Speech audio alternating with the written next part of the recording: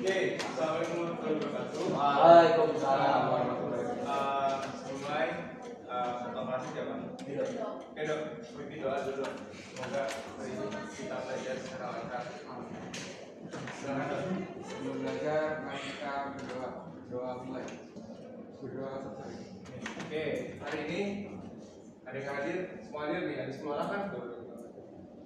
Hadir semua. Oke. Hari ini kita mau lanjut ke materi berikutnya, masih sama seperti yang sebelumnya. Mungkin kita langsung aja. Oke, ini kita mau belajar sekarang filtrasi asam basa ya teman-teman. Lanjutin yang kemarin. Kemarin kan teman-teman di sini udah pada bisa caranya menyusun reaksi. Terus meramalkan nih, misalkan ada ion ini diketemuin jadi apa? Terus menuliskan reaksi, misalkan asam tambah basa reaksi neutralisasi jadinya apa? Gitu ya. Nah, sekarang kita mau belajar asam basa. Tapi sebelum lanjut, kayak biasa, coba dulu kerjain lewat handphone. Oke, pengerjaan filtrasi itu 10 menit dimulai dari sekarang. Udah nih Kak. Yuk udah. Ya udah semua ya. Jadi hari ini kita mau belajar hal-hal yang kalian kerjakan tadi. Kalian kan udah bisa ngerjain 1 sampai 2, benar nggak? Karena itu di materi sebelumnya, ya kan? Tentang apa? Reaksi neutralisasi. Kira-kira kalau misalkan asam tambah basa, garamnya jadi apa? Ya kan? Nah, itu kan kita udah bahas. Misalkan garamnya ada X, itu asalnya dari mana? Jadi juga udah.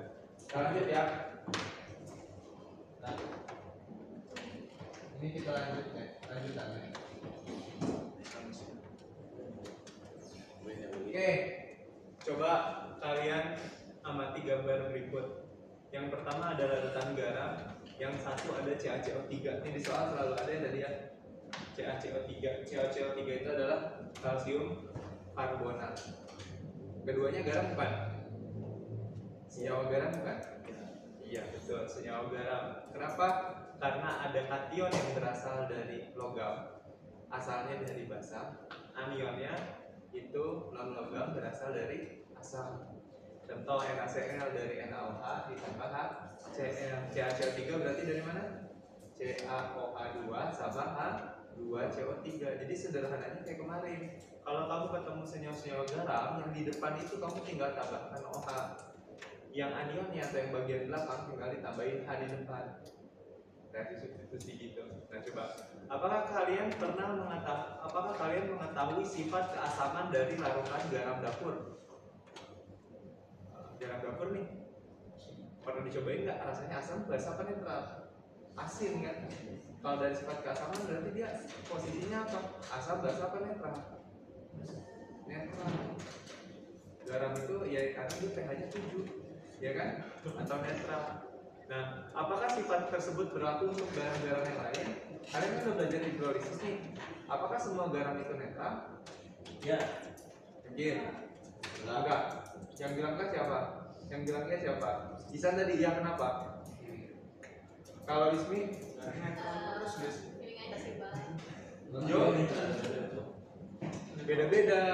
Beda-bedanya kenapa? Karena ada garam yang bisa terhidrolisis, membentuk H+ atau O-. Jadi garam itu nggak semua yang di dunia itu pH-nya 7. Masih ingat nggak? Ada garam yang sifatnya asam disebut garam asam, garam basa. Yang kemarin udah belajar. Nah, si CaCO3 ini sifatnya apa? Garam asam apa garam basa? Nah, sekarang teman-teman, Bapak mau kasih LKPD, terus bikin kelompok. Kelompoknya sebenarnya ditentuin berdasarkan tes kemarin. Jadi kelompok ini akan bagi 3 kelompok dan soalnya di dalamnya beda-beda. Ada kelompok kategori A, B, dan C. Yang kategori A itu timnya Bapak pilih aja ya, Isan, Deska, sama Lingga. Tolong langsung ke sebelah kiri. Kategori B itu Ziad, sini sama pi. Berarti sisanya Jo, Rido, Ata sama Aca sebelah sini. Kita tuh dua minggu. A di sini, B di tengah, C di ujung. Boleh mejanya? Ini kategori B. Ini kategori A. Ini kategori C. Soalnya beda tuh, Pak. Dipelajari ya, belajar ya. Oke. Dulunya udah berkelompok ya. Kategori A, B, dan C. Nah, coba teman-teman buka LKPD-nya. Sebelum mengerjakan LKPD, tadi kan kita udah tahu pemantiknya kan berupa garam, hidrolisis dan lain-lain. Nah sekarang coba teman-teman baca wacana yang ada di LKPD atau bisa baca yang ada di layar. Coba kalian amati nih, apa hubungannya wacana ini sama materi yang kita akan bahas? Coba baca dulu. Kalau kalian lihat ke Gunung Kuda nih, itu ada sawah sama perbukitan. Nah biasanya sawah dan perbukitan yang ada di Cirebon ini itu menjadi objek wisata. Kebanyakan orang-orang mainnya ke arah sana kan, nanti lanjutnya ke Kuningan kan? Ya. Iya ke arah sana. Orang Sumber. Iya. Berarti kamu orang kota nih kayaknya ya? Ya, Oh Indramayu. Jadi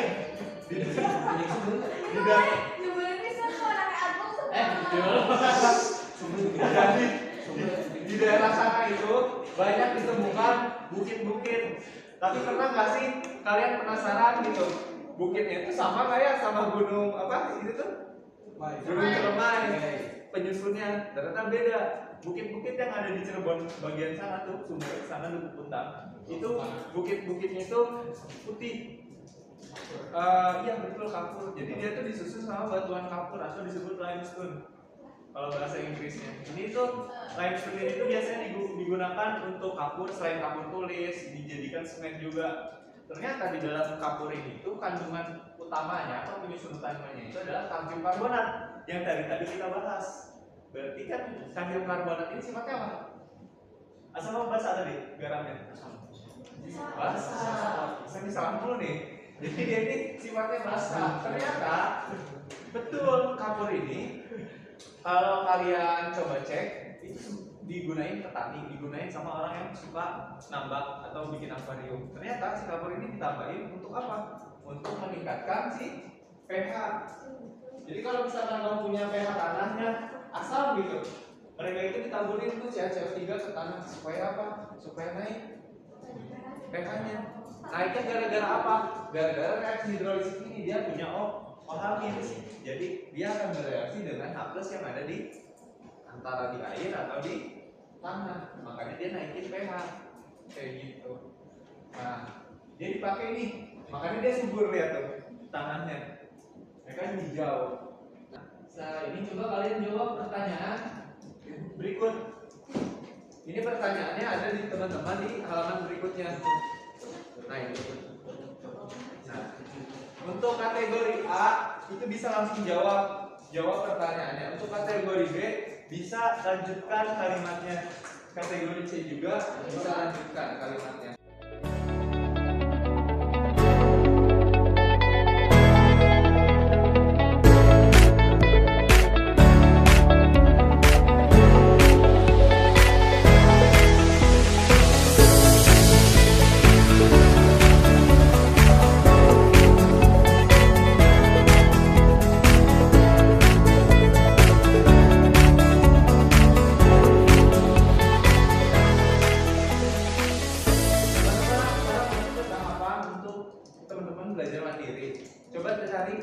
Informasi yang bisa menjawab LKPD. Ini Bapak sediakan barcode untuk materi karena kita mau belajar mengenai hitungan. Oke, setelah kalian baca, kalian bisa lanjut untuk mengerjakan LKPD-nya di halaman berikutnya. Oke, kalau teman-teman merasa kesulitan terkait rumus itu bisa lihat di tadi barcode yang di sini. Nah, untuk nomor 1 itu kamu disuruh ngapain? Kamu udah punya garam CaCO3 nih. Nah, CaCO3 ini ternyata nggak ada di dalam kamu kan? Berarti kamu harus mensintesis membuat. Nah, CaCO3 ini berupa apa? Garam. Garam ini didapat dari reaksi apa? netralisasi asam dan basa. Nah, kamu tinggal cari asamnya apa, basanya apa, direaksikan menghasilkan pH. Oh iya iya. Baca dulu Dua ya. juga. Tiga. Ya, itu bukan Iya, iya, coba. Oh iya ini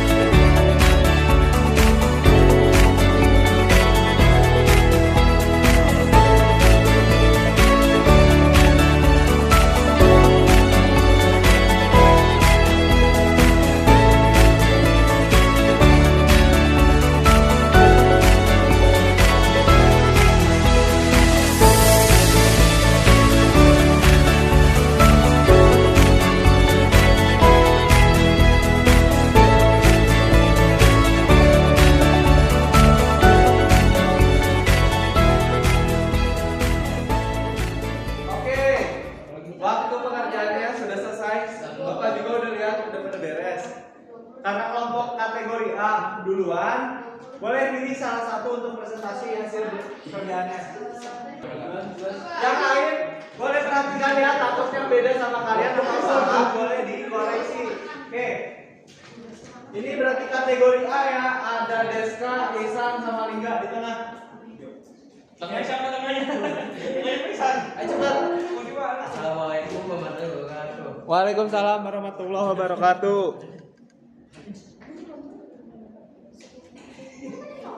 Iya. Dari kelompok kategori A, Kami dari kelompok kategori A ingin menjelaskan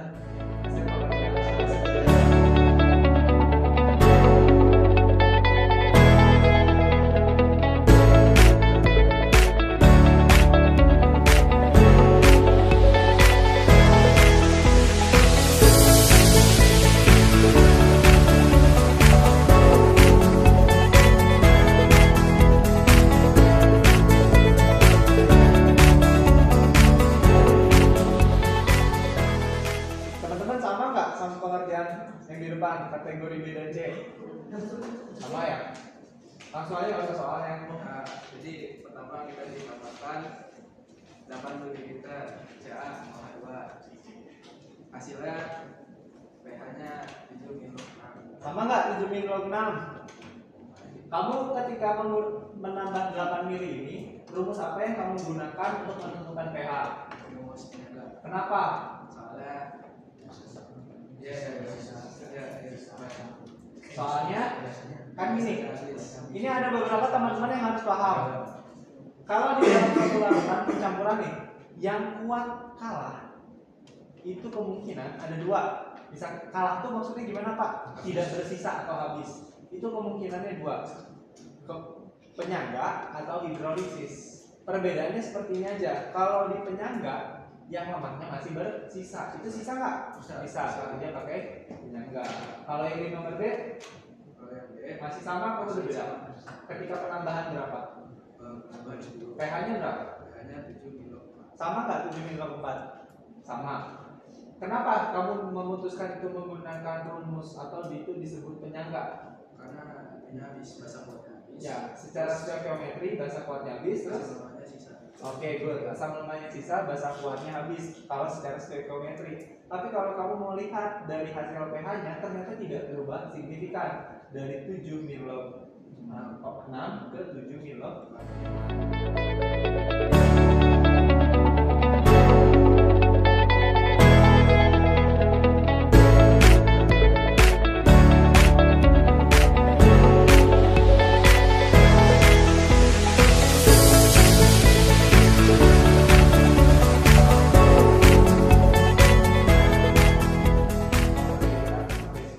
Tepuk tangan untuk kategori A.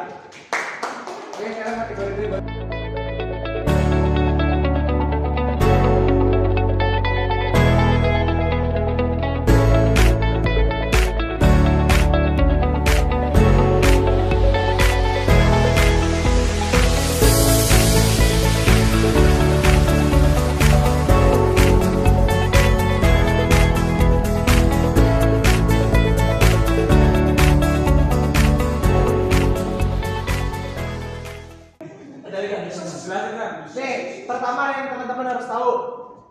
posisi yang ada di analit itu siapa? Yang ditambahin perlahan itu siapa?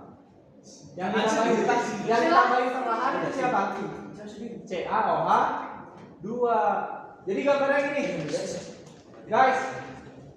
Yang mula-mulanya juga nggak ada nih. 5 titik. Perbaiki nanti. Nah, gini, mula-mula yang dicek ketika titrasi itu kan itu ada gambarnya. Posisi yang di bawah itu siapa? H2CO3. Jadi ketika volume CaOH2-nya 0, artinya CaOH2-nya udah dimasukin belum ke dalam H2CO3? Belum. Jadi kalau di situ ada ini Pak, karena volumenya 0, kamu pilih 14. Hati-hati, itu salah. Karena yang 0 itu berarti posisinya di larutannya itu yang ada hanya H2CO3.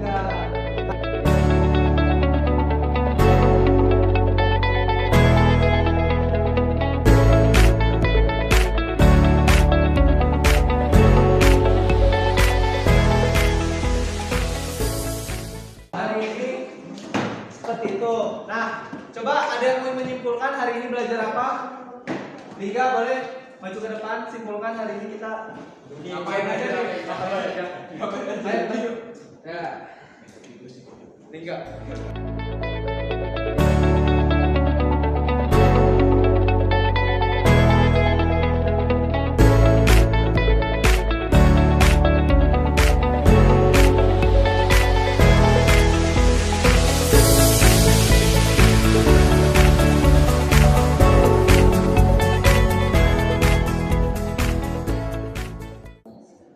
Oke, sekarang coba menurut kalian nih, kalau kategori ini KPD-nya dibagi per kategori gini, lebih better atau lebih kalian lebih suka atau enggak dari sebelumnya?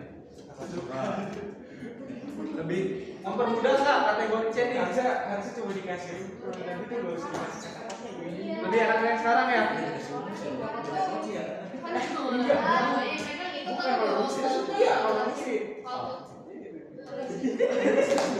Tapi ini sih Pak kayak kasih tahu rumus. Kalau ini kayak hitung bareng. Hitung bareng ya? Nanti next time kita bikin kayak gini lagi. Gimana kalau tadi wacananya ternyata dekat sama kalian semua? Tadi wacananya tentang Duku Puntang, khas Cirebon. Nanti kita buat lagi pertemuan berikutnya hal-hal yang dekat sama teman-teman. Tadi sudah refleksinya, ternyata teman-teman lebih suka seperti ini dan teman-teman juga udah aktif. Kita lanjut ke terakhir, final quiz.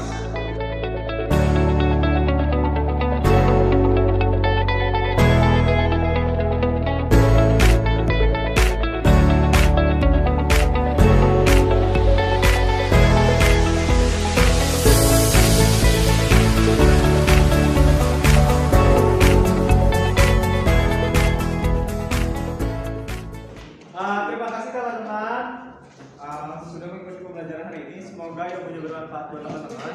Semoga teman-teman kedepannya makin bisa lagi mengenali penentuan pH dari pencampuran. Oke, ketemu lagi di hari Rabu masih dengan materi yang sama, pelajari kembali. Nanti kita pakai KPD dengan 3 kategori lagi dan penambahan wacana yang dekat dengan kalian atau budaya setempat. Terima kasih Bapak Tutup.